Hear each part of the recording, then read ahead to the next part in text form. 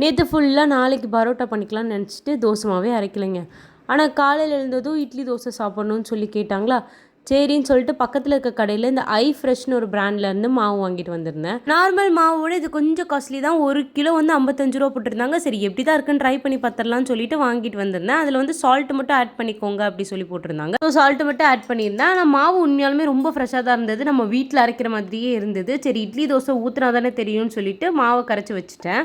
விஷயம் மனசுக்குள்ளே ஓடிட்டே இருந்தது. நம்ம குழந்தையா இருக்கும் போது நமக்கு சாப்பிட்றதுக்கு இந்த செர்லாக் கொடுத்துருப்பாங்க. அதை தவிர வந்து பால் கொடுத்துருப்பாங்க. நான் சொல்கிறது 5 மந்த்ஸ்க்கு அப்புறம். அது இல்லை அப்படின்னா அரிசி பருப்பெல்லாம் சேர்த்து ஒரு கஞ்சி மாதிரி ரெடி பண்ணி கொடுப்போம். அதை விட்டால் ராகி ஊற வச்சு அதுலேருந்து பால் எடுத்து ஒரு கஞ்சி காய்ச்சி கொடுப்பாங்க. ஆனால் இப்போ நமக்கு நிறைய சோர்ஸ் இருக்கனால குழந்தைக்கு என்ன கொடுக்கலாம் அப்படின்றத சர்ச் பண்ணி ஆப்பிளை வேக வச்சு கொடுக்கவா, கேரட்டை வேக வச்சு கொடுக்கவா, பட்டாணி எந்த மாதத்தில் கொடுக்கலாம், ஸ்வீட் கார்ன் எப்போ கொடுக்கலாம் அப்படின்னு சொல்லி மண்டையை உடச்சிட்டு குழந்தைங்களுக்கு கொடுக்குற மாதிரி இருக்குது. பட் நான் என்ன சொல்கிறேன் அப்படின்னா, அந்தந்த வயசுக்கு குழந்தைங்க என்ன சாப்பிடணுமோ அதை சாப்பிட்டுட்டு தான் இருப்பாங்க. ஸோ ரொம்ப ஸ்ட்ரெஸ் பண்ணிக்காதீங்க. கண்டிப்பாக எல்லா குழந்தைங்களும் எல்லா ஃபுட்டும் சாப்பிடுவாங்க.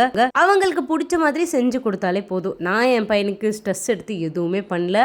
அவன் குழந்தையா இருக்கும் போது இருந்து நான் என்ன சாப்பிடுவோனோ அந்த ஃபுட்டு தான் கொடுத்தேன். இட்லிக்கு சட்னி பண்ணால் அதே சட்னி தான். அதாவது நான் சொல்கிறது 8 மந்த்ஸ்லேருந்தே அவனுக்கு காரம், ஸ்வீட்னஸ் எல்லாமே இன்டியூஸ் பண்ணியாச்சு. அவன் இப்போ எல்லாமே சாப்பிட்றான். எதுவுமே வேணான்னு சொல்கிறதில்ல.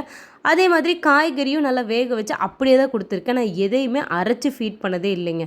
குழந்தையிலேருந்தே மென்று சாப்பிட மட்டும் பழகி விட்டுருங்க, அதுவே போதும். நான் வாங்கிட்டு வந்த மாவில் இட்லி தோசை ரெண்டுமே நல்லா தாங்க இருந்தது. நீங்கள் எனக்கு அது மாவு வரைக்கெல்லாம் மறக்காமல் வாங்கி ட்ரை பண்ணி பாருங்கள்.